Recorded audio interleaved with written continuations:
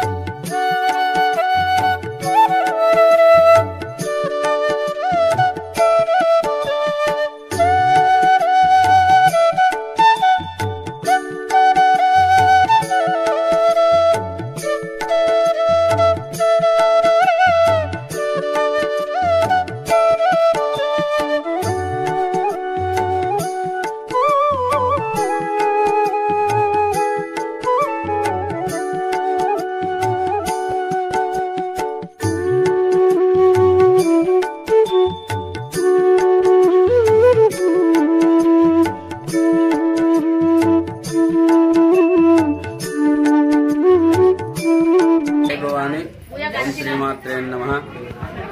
ఈరోజు శ్రీ గోవిందమాంబ మీద శ్రీ వీరబ్రహ్మేంద్ర స్వామి మరియు శ్రీ లక్ష్మీనరసింహస్వామి దేవాలయంలో గత 8 సంవత్సరాలుగా శ్రీ దుర్గాదేవి నవరాత్రి మహోత్సవంలో ఎంతో వైభవంగా ఘనంగా జరుపుకుంటున్నాము.